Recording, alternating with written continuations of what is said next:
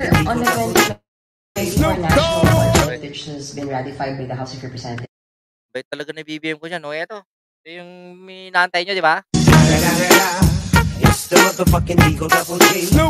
Oh, marami nagtatanong kasi sa akin. Lumaya na daw si Kulaong. Kung hindi man nakakilala sa Kulaong na to, ito yung nagpanggap na Peking Marcos, mayaman, nagbibigay ng bigas. Ito yun, nakulong sa mga kasong kinakaharap niya. Ngayon, nakalaya. Oh. Pero panoorin mo natin kung meron legitimacy daw. Okay na. Okay na daw. Tangina, yabang pa rin. Oh. Punta ka na ron. Makapagputos pa rin. Akala mo, iyaman eh. Ito yung aso niya. Pangalan niya, Dong. Oh. Ang pangalan ng aso ni Kulaong ay Dong. May apelyido yan. Oh. Batalan. Diba? Namimera. Pinag-aawayan nila pera. Kasi yun naman lang talaga target nila. Actually, di ko siya napakikialaman to. Kung hindi lang ginamit talaga ang apelyidong Marcos na sinabi niya, taputang anan to na anak daw siya ni anak daw siya ni Apo Lakay. Oo, kapatid daw niya si Bongbong, hayop.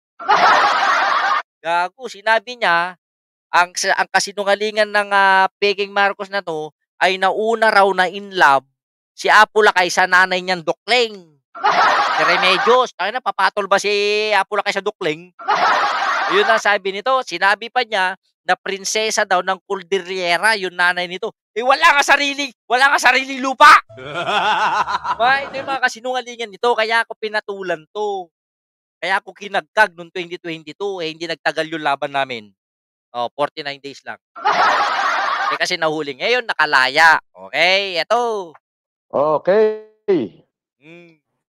Wow. Hello sa lahat. Mabuhay kayong lahat. Mahal na mahal ko kayo. Mahal na mahal mo. Siyempre, may pera.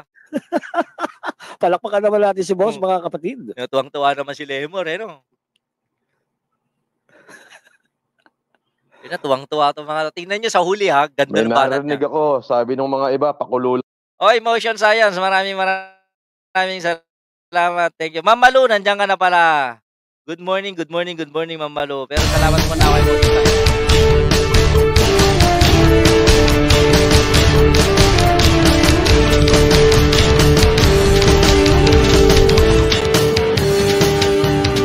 Emotion Science at saka kay Ma'am Malu, nandyan si Ma'am Malu. Yan, tawa ng tawa, tawa pa more. Oh. Yan, tingnan nyo kayabangan nito, ha. Tao yan dito. Mamaya, tingnan natin. Kawawa na naman ang mga maluluko nito. Mamaya, sige. Pakulo lang daw ng team ni Kulaong yan. Yan. Matunaw ka na. Sino kaya pinatatamaan nitong hayop na to? Sarili niya? Mayabang pa rin, no? Boss, dahil daw kahit na nasampal mo na siya ng katotohanan, wala, yabang pa rin. Kahit na napalitaw na natin na hindi siya Marcos, yung kasinungalingan niya about pamimigay ng bigas ay kalokohan, wala pa rin. Kapal pa rin na mukha, ano? Pagpapasko. Tapos magkatapos daw ng Pasko, boss. Yung mga bodyguard nga, doon muna. Yan, yabang niya. Yung mga bodyguard, ha? Yung mga bodyguard. Gago, wala kang bodyguard. Tanga. Ikaw, Benok, Bon, dito ka sa likod ko. Ayan. Yan, meron ka. Sino na Benok yung mga aso. Tayo dito sa likod ko, kaway. Yan lang ang meron ka. Bodyguard. Yun. Kaway. Actually, TV shoutout. Pinagbabawal pa sa akin tong. Okay na ba? Pinagbabawal pa sa akin. O, ngayon, doon sa may DOJ. Pinagbabawal pala eh. Nakita ninyo. Anong gagawin ninyo? Pero sinabi ko na noon to, na kapag nakalaya si Kulaong, sigurado may kinalaman yung assistant secretary dyan sa may DILG. Sigurado ako niyan.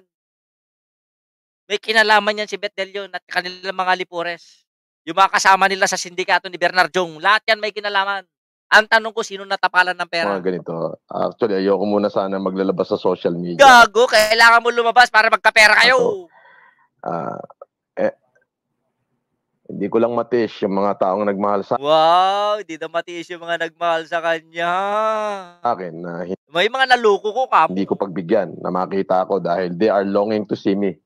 Ngayon, katulad na sinabi ko, after press con, at saka ako magla-live. Nag-press con ba sila kanina? Tenge. Pagkatapos kong mag-press con, doon na ako magsisimulang mag-live. Wow! Kasi kailangan mo mag-live. Kasi nga, para may manenok ka na naman, para may maloko ka, ganun lang And then yun. lahat ng mga Imagine nyo ha, saan siya nakatira sa Forbes, hindi marunong magbukas ng sariling Tsaka Forbes, duplex? May duplex ba sa Forbes? Mamalo, tanong ko lang sa'yo, sa Forbes Park, may duplex ba? Eh yung pinasok niyang bahay, duplex. Kulo ko to, pinaggagago niya mga tao. Ba? taong nagmahal at sumuporta sa akin. Ngayon, iba na. Ibig sabihin, yung kulaong na kinabibiliban ninyo, hindi niya dineclare na may mga anak siya. Iba yung declare niya nun, di ba? O bakit may humahalik na babae ngayon sa kanya? O sino yon? Di ba ang asawa niya si Mayo? O di sinasabi niya nakapekehan? Sino naman yon? Propaganda na naman yung mga yan. Silang lahat. Gusto kong personal na palasalamatang mag-isa. Wow. Anyway, Diba? Trilyonaryo, bilyonaryo, lahat na nang yun, nasa kanya. Pero kumakapit sa live stream ang puti. nandito na rin lang Walang sound? Walang sound? Meron naman eh. Meron. Ba? Wala bang sound? Meron daw. Ayan ako. Gusto ko lang magpasalamat doon to a woman that Wow. showing me special care. Wow. Ano yan, caregiver? Kila Mami Edith. Yung Wow. 5 mami ko. Tapos kay Chilitita. O, yan yung mga pinanser niya. Trilyonaryo pero may mga pinanser. Lupit! Palakpakan! Ganyan bubuhin nitong Pegeng Marcos. Sa palangga ko. Good day, Kay Marie Karen Carpenter. Whitmore, kay Maria Wright. But May palangga na daw siya. Wala na si Mayo. Nagkalimutan na. Wala na. si Mami Lorna Rutherford, of course. So, yung iba, wag muna kayong magselos kung hindi ko kayo babagitin yan kasi Wow. limited yung time ko. But baka bukas, makatapos yung press con then magla-live na ako. Then personal, pasasalamatan ko Sa kayong lahat. huli, pakinggan nyo. Kayong lahat, isa-isa. Alright? So, pero pag marami ko nakitang kulay, akit uli ako. Tanginang yan. Dahil sa kulay. Alam niyo yung kulay na sinasabi, yan yung mga super chat, super sticker. Tangin na talaga, lakas mambudol ng putik, Yan, sige, ako naman ngayon. Ako, tinatanong sa akin, anong masasabi ko? Subit, nandyan na yan eh. Ano magagawa ko? Hilahin ko yung pagmumukha niyan, ipasok ko sa selda? Hindi. We have to admit, at aminin man o hindi ng mga kulaong, dahil sa paglaban natin, natauhan yung mga karamihan mga Pilipino. Sapat na ako dyan. Hindi ko nasaklaw ang batas. Hindi ko nasaklaw ang hudikatura. Kung nakita nila dapat pala yan. Ang tanong natin, mapagmatsyag tayo. Kung gagawa na naman to ka ng kalokohan, kung gagawa naman ng katarataduhan, edi maging eye-opener ulit tayo. Doon lang ako. Nawala natin. Natanggal natin sa kanya yung how many, sabi mo ng 2.5. More than 2.5 years of his life. Dahil sa paglaban natin, napigilan natin yung tangka nila sa 2022 na dominahin ang eleksyon at manlinlang. Sapat na sa akin yun. Achievement na sa akin yun. Kung ano man yung naging basehan ng korte, kung bakit siya mapalaya, hindi ko na po saklaw yun. Diba? Hindi ko na saklaw yun. Basta importante, napatunayan natin sa akin, napatunayan ko sa buong mundo na hindi siya totoong Marcos, may kaso siya, at hindi totoo yung mga pinapakita niya sa social media. Yun yung target ko lang, yun lang mission ko no. Ngayon kung anong gawin nito, di bahala siya sa buhay niya. Ayun lang. Diba? Yan yung aking explanation dyan kasi maraming nagtatanong, masasabi ko, anong gusto yung gawin ko? Paluin ko sa mukha. Dalhin ko sa kulungan kahit walang kaso. Ba? Hindi naman yun. Tayo ay tayo ay law-abiding citizen. Ngayon ang ano ko dito, kayo mga gusto magpaloko dito, so be it, ibigay nyo lahat. Hindi naman ako mawawalan. Ako ba mawawalan? Hindi. 'Di ba? Pero kung gagawa ulit ito ng illegal at labag sa batas, dun tayo ulit papasok. Ang tanong ko ngayon, ipagpapatuloy ba niya ang paggamit ng Francis Leo Marcos? Ipagpapatuloy ba niya ang kalokohan niya? Paano yun tatanggapin ng administrasyon? 'Di ba? Or baka naman merong taga-administrasyon na nagmamanok dito, nag-aalaga rito. Ay hindi, maliban kay Beth De Leon, maliban kay Beth De Leon na nasa DILG ngayon, na nagsilbing sekretarya nito, 'di ba? Ang tanong ko, paano tatanggapin ng administrasyon kung gagamitin ng tao, ito Marcos pa rin yung nandito pangalan niya kahapon, 'di ba? So ibig sabihin, ito tinutuloy pa rin niya yung kasinungalingan sa buhay niya. Itinutuloy pa rin niya yung kasinungalingan para makapanloko ng mga Pilipino. Ang totoong pagkatao nito ay Norman Mangusin. Siyempre matutuwa yung mga taga Ramon lalong-lalo na si Katot, 'ba? Ang daming kabalbalan ng mga 'to. Si Bernardo, drug lord, manloloko, nandadaya ng mga buwis. Andiyan yung mga kaso. Ang unang matutuwa dito si Glenn Chong. Oo. Baka umuwi bigla si Glenn Chong mula sa Amerika para magpa-tsupa dito.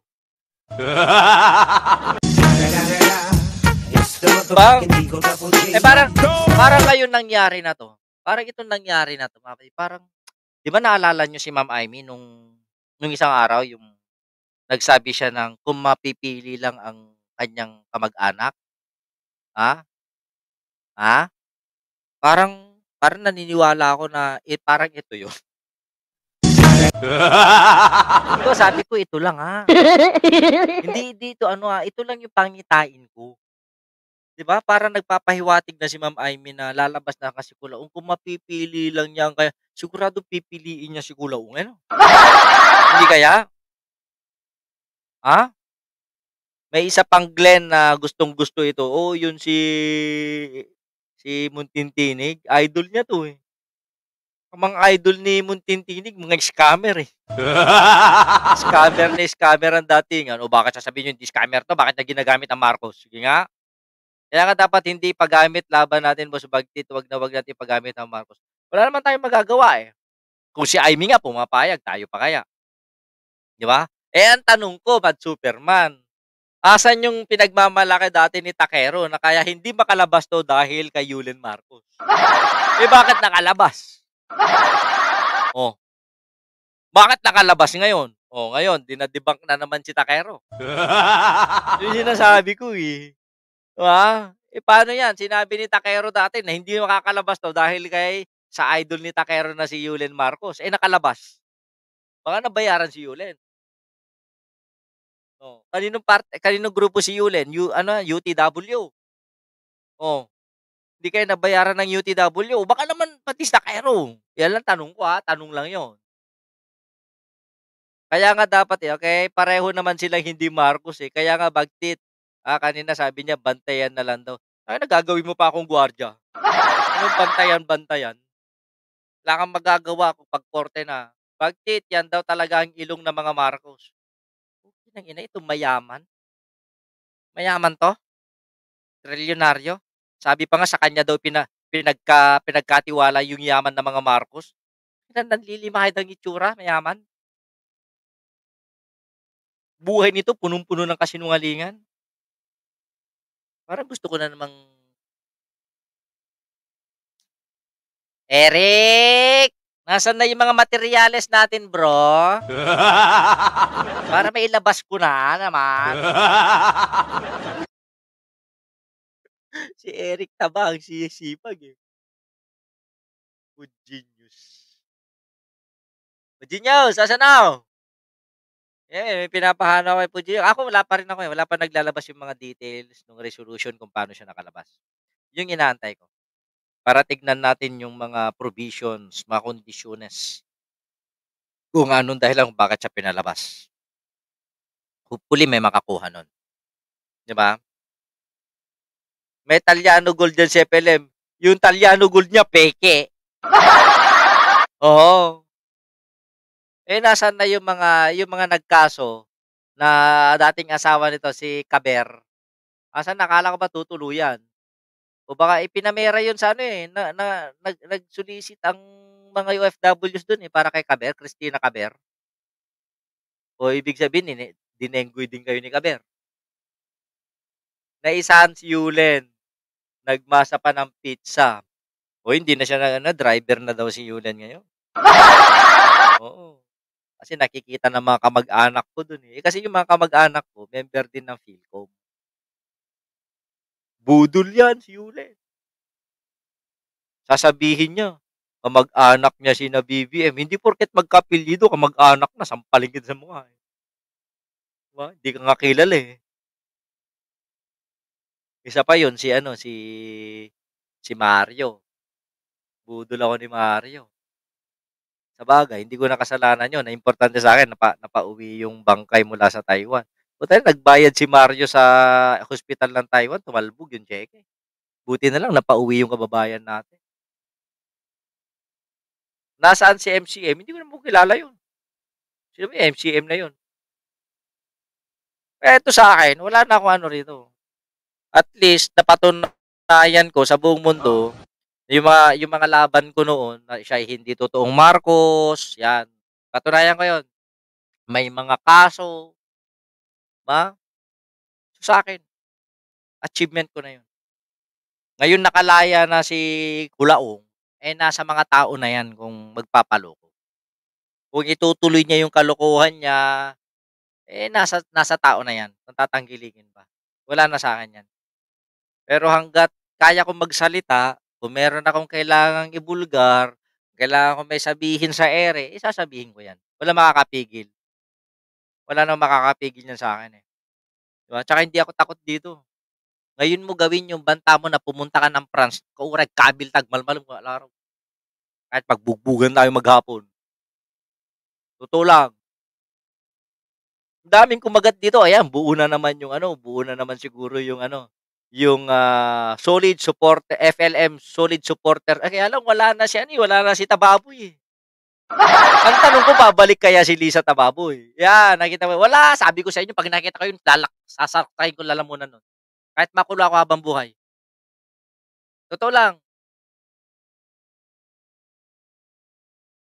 Pag nakita ko si Lisa Tababoy, makita ko lang sa personal, sasalaksakin ko lalamunan nun. Totoo. Pag nakita ko hindi ko na pangalan ko, ikakahiya na ako ng angkan ko pag hindi ko nagawa yun. Totoo yan.